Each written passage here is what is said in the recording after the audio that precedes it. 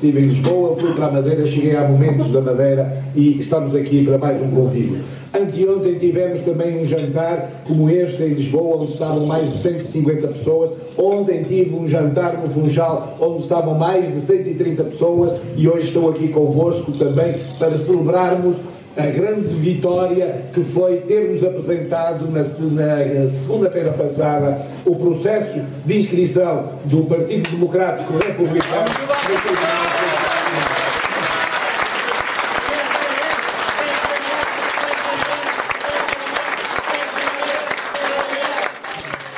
Foram 13.000 assinaturas recolhidas em menos de 45 dias em todo o país, pela dedicação, pelo entusiasmo, pela galvanização que o PDR está a suscitar na população portuguesa. Quero dizer-vos, meus caros amigos, mais uma vez, está aqui a prova da natureza deste partido. As elites decadentes de Lisboa chamam-nos populistas, chamam-me populistas. Eu respondo-lhe, somos um partido, e com muito orgulho, somos um partido popular, somos um partido que despertou a esperança no povo português, somos um partido que vai mudar Portugal para melhor.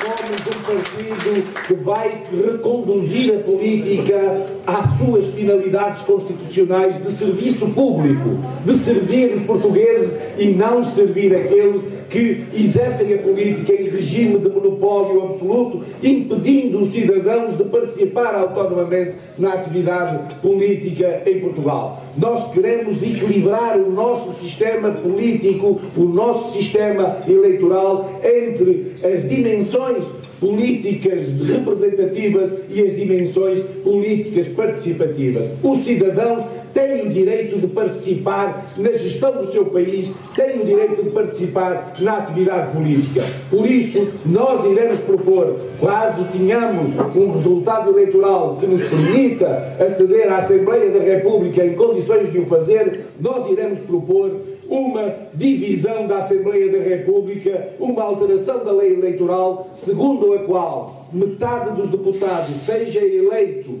por um sistema representativo e proporcional com o método num círculo único nacional, como acontece hoje com as eleições para o Parlamento Europeu, e aí os partidos políticos legalizados poderão apresentar as suas listas, mas a outra metade dos deputados, 115 deputados, seja eleito através de círculos uninominais por um sistema maioritário, ou seja, em que o deputado fique responsabilizado perante os seus eleitores e não perante as direções dos partidos que os escolhem como candidatos.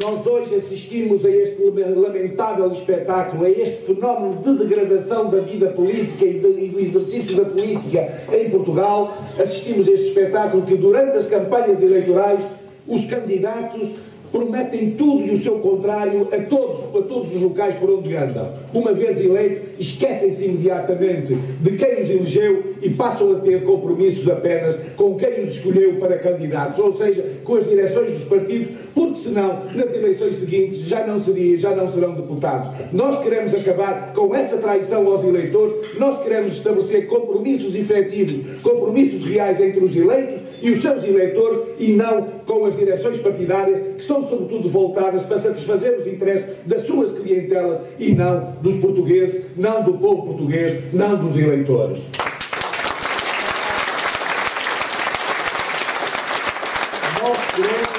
Nós queremos introduzir elementos novos na gestão da política em Portugal. Nós queremos acabar com o carreirismo na política. A política não pode ser uma profissão. A política é uma causa pública e não pode ser exercida desta forma, em que os agentes políticos põem à frente dos interesses do povo português que dizem servir, põem sempre os interesses da sua carreira política. E vemos esta perversão. Jovens, muitas vezes naquela idade em que deviam estar a defender ideais, a defender, até se quisermos, algumas utopias, não. Estão no carreirismo político, estão a iniciar a carreira política, estão a apunhalar-se, a traiçoar-se uns aos outros. em benefício dos seus próprios interesses políticos e nunca têm um sentido de serviço público da população. Nós vemos logo, ainda jovens, a reproduzir nas juventudes a que pertencem, nas juventudes partidárias a que pertencem, os piores vícios da política, o pior carreirismo que há. Começam logo, não têm o hábito do trabalho sequer, porque nunca trabalham, ainda não concluíram o curso, já são assessores daquele, não pelo mérito que têm, mas pelos serviços que prestam, na intriga, na traição, na traficância de interesse e outros serviços de muito má qualidade. Portanto, nós queremos rejuvenescer a política, mas não com esses jovens que já são velhos ainda antes de serem adultos. Nós queremos rejuvenescer a política.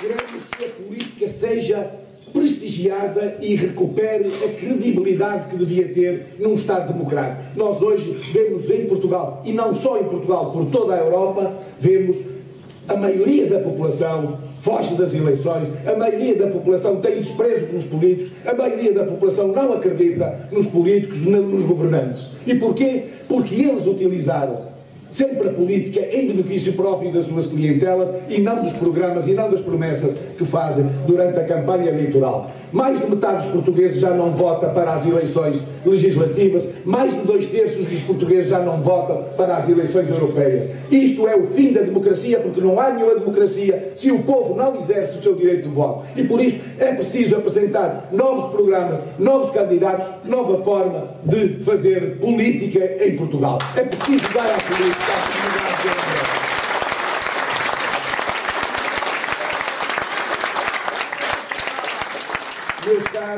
Meus caros companheiros, meus caros concidadãos, não há democracia sem partidos políticos.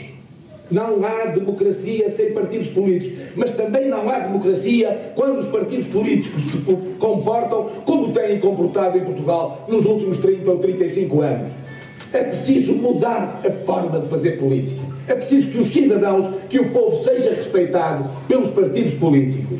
É preciso que os cidadãos possam exercer a atividade política autonomamente e não terem que se inscrever num partido para poder ser candidatos à Assembleia da República. É preciso que acabar com o monopólio e com a cartelização da vida política feita pelos partidos tradicionais e, sobretudo, é preciso acabar com os privilégios que os partidos instituíram para si próprios. Aprovaram leis draconianas em matéria de impostos. Os portugueses estão esmagados com impostos, mas os partidos políticos estão isentos de impostos em todas as suas atividades. E nós vemos aí pessoas jovens, jotinhas, a circular muitas vezes em carros de alta cilindrada, comprados, sem pagarem o imposto do automóvel, sem pagarem IVA, totalmente isentos de impostos. E, portanto, isto é um mau exemplo. Ninguém deve estar isentos de impostos em Portugal. Podem as taxas variar de acordo com a capacidade de cada um, mas muito menos os partidos políticos podem auto-isentar-se do pagamento dos impostos, sobretudo quando esmagam os portugueses com taxas e com impostos que muitas empresas, que asfixiaram muitas empresas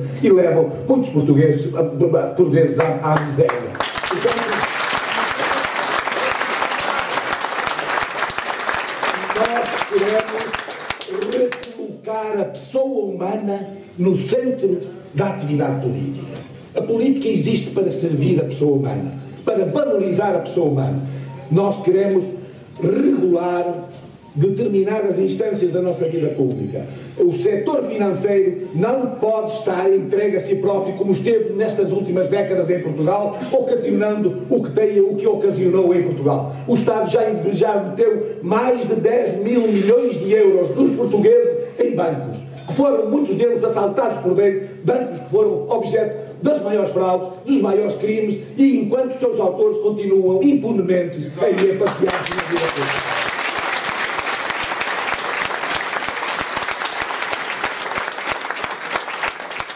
Nós não podemos consentir que os mais altos responsáveis políticos do país enganem os portugueses como enganaram no caso do BES recentemente, dizendo claramente aos portugueses que o banco era sólido, que o banco era saudável, 15 dias ou 3 semanas antes de ele implodir e demonstrando a maior fraude de sempre. E isto é uma crítica direta ao Presidente da República, ao Governo e ao Governador do Banco de Portugal.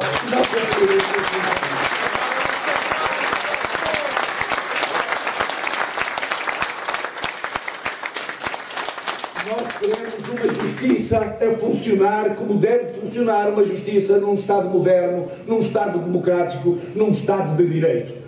Não uma justiça virada para o seu próprio umbigo. Não uma justiça que funciona para glorificar os seus agentes. Não uma justiça que organiza as coisas em benefício das comodidades ou dos privilégios dos seus agentes, mas uma justiça que combate efetivamente a criminalidade, que respeite os direitos das pessoas, uma justiça que privilegia a liberdade. Nós não podemos ter juízes que deveriam ser juízes das liberdades, transformados em juízes de polícias, em juízes em que negam o seu próprio estatuto de juiz. Queremos uma justiça que combata eficazmente a criminalidade. Mas também não temos ilusões.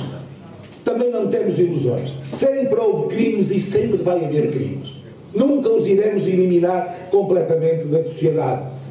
Mas podemos atenuar, podemos reduzi-los a margens que sejam comportáveis para o desenvolvimento, que sejam comportáveis para a própria democracia. Nós não podemos ter uma criminalidade que completamente impune durante as últimas décadas em Portugal, exatamente a criminalidade que mais danos causou ao Estado, que mais danos causou ao património coletivo português, que mais danos causou aos valores do Estado de Direito, aos valores da própria democracia. Portanto, temos que combater esta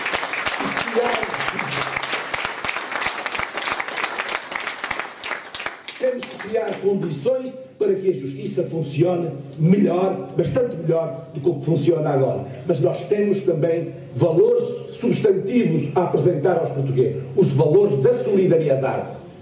Os valores da solidariedade entre as pessoas, da solidariedade com o Estado para com os setores mais frágeis da população. A solidariedade é uma aquisição da modernidade. Se a liberdade é uma garantia da democracia, se a justiça é uma exigência do Estado de Direito, a solidariedade é uma consequência, é um postulado da modernidade. A solidariedade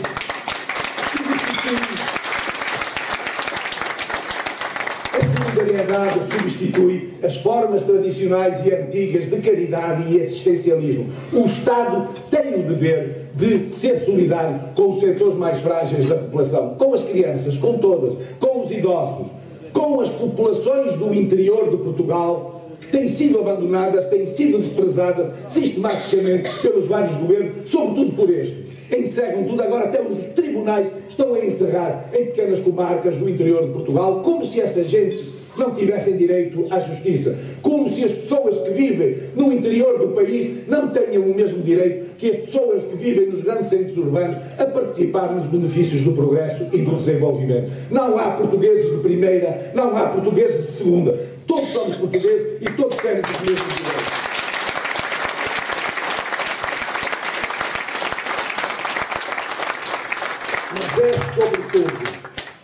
Mas sobretudo, nesta dimensão de solidariedade para com os idosos, para com os mais velhos, que nós temos que reafirmar o valor essencial e a dimensão humanista do nosso projeto político, a dimensão real da solidariedade.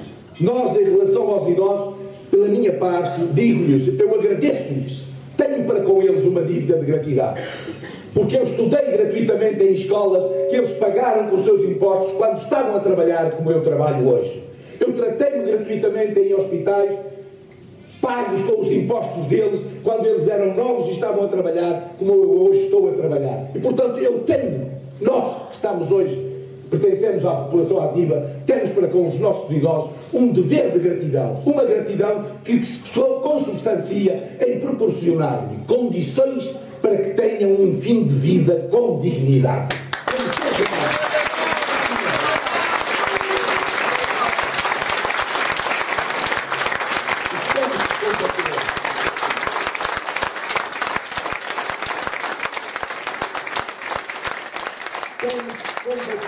Com coragem, com frontalidade e sem cedências esta política de terra queimada que tem vindo a ser executada, que transforma as pessoas, que transforma os idosos em números, em pontos nos gráficos com que aí algumas pessoas costumam ilustrar a sua visão da realidade. Nós temos a obrigação de combater e denunciar estas políticas que chegam a ser quase pura crueldade.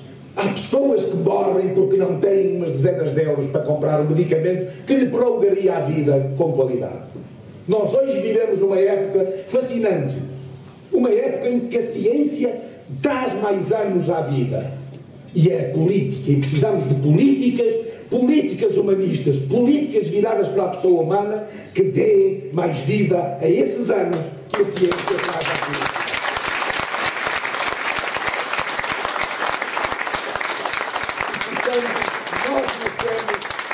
Nós nascemos com esse projeto.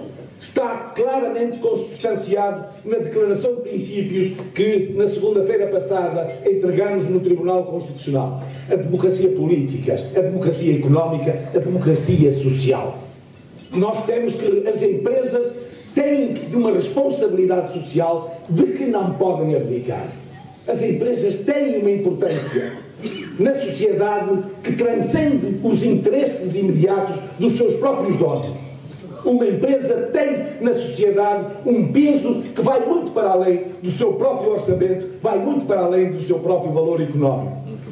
Cria trabalho. E o trabalho, nós temos que ver, o trabalho é hoje, nas sociedades modernas, a melhor forma de o ser humano se realizar como ser humano, como pessoa humana. O trabalho pode ser escravo, o trabalho pode ser libertador. E nós temos que transformar o trabalho que seja libertador para a pessoa humana, em que a pessoa se afirme, na plenitude dos seus direitos, na plenitude dos seus deveres. E, portanto, as empresas têm que assumir a sua responsabilidade na sociedade. Nós temos que, no plano social, nós temos que o Estado tem que garantir a qualidade de determinados serviços públicos. O abastecimento de água não pode ser privatizado. Isto é um dever do Estado.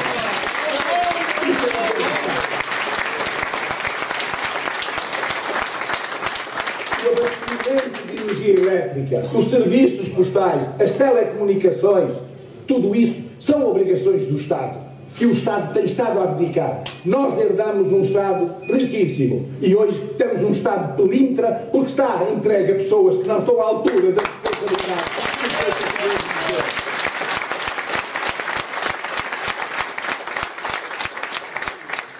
Por isso, meus caros, em síntese, o que é que eu vos quero dizer? Que este partido faz renascer a esperança no povo português.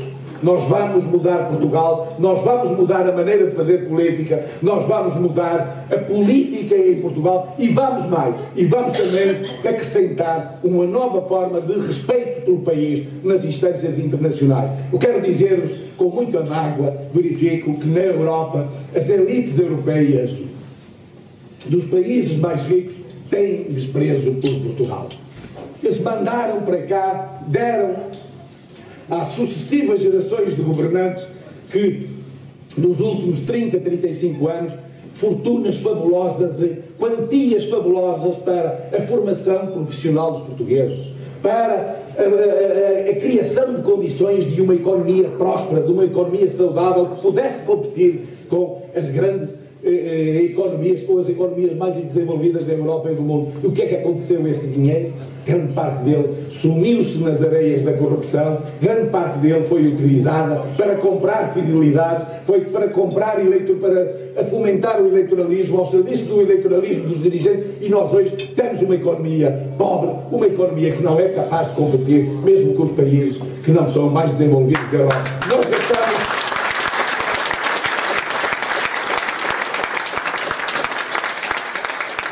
Nós gastamos, meus caros, milhões e milhões de euros para pagar a armadores para abaterem os seus barcos, quando devíamos pagar milhões de euros para modernizarem a sua frota pesqueira, para hoje estarem à altura de competir com as grandes frotas pesqueiras da Europa. Mas não, hoje Portugal já importa mais de metade daquilo que come, do peixe que come, porque tem uma costa riquíssima, tem uma zona económica riquíssima e não consegue, não tem capacidade de tirar daí os benefícios que o povo português tem direito, justamente porque os nossos governantes preferiram dar dinheiro para destruir as frotas pesqueiras, em vez de dar dinheiro para as modernizar, em vez de dar dinheiro para as transformar, tornar competitivas e poder disputar com as melhores frotas europeias. Mas o mesmo aconteceu na agricultura, o mesmo aconteceu mesmo à escala de certas economias no país.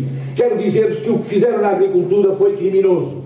Eu sou de uma região do interior de Portugal, onde vou frequentemente, embora viva num grande centro urbano, numa bela cidade como é Coimbra. Mas no interior de Portugal há pobreza, sim senhor, mas não há miséria.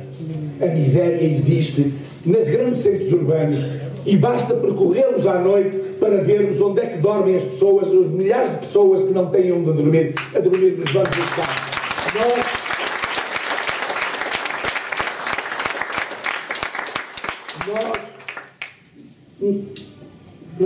Nas localidades do interior, as pessoas são pobres, mas tiram da terra grande parte daquilo que comem.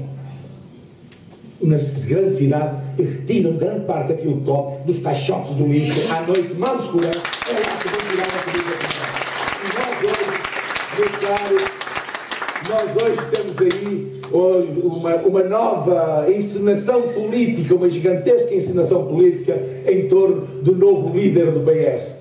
Pois basta ver o que ele fez na Câmara de Lisboa. Basta ir à noite a Lisboa e ver as centenas de pessoas ali a visitarem, na maior miséria, que só vivem porque outras pessoas que não têm nada a ver com a Câmara os ajudam e lhes levam comida. Nesse apoio, nessa solidariedade, estão instituições da Igreja Católica, estão instituições particulares de solidariedade social, mas infelizmente a Câmara de Lisboa nunca foi capaz de acabar com esse escândalo, com essa ignomínia, com esse estigma cravado na face do país. A miséria em Lisboa, a miséria do sem-abrigo em Lisboa. E está agora a apresentar-se como se fosse a alternativa ao futuro do país. Não. Devemos estar atentos àqueles que andam a vender ilusões, que andam a vender fantasias, porque uma vez chegados ao poder, nós já conhecemos o filme. Os benefícios são sempre os mesmos.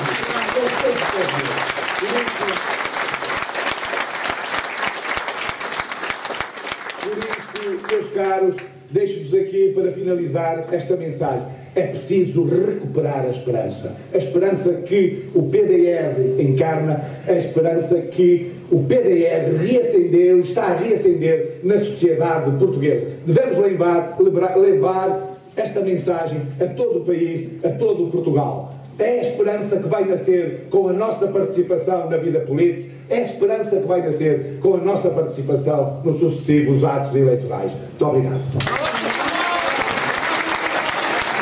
Vamos mudar Portugal! Vamos mudar Portugal! Vamos mudar Portugal! Bem-vindo, tens aqui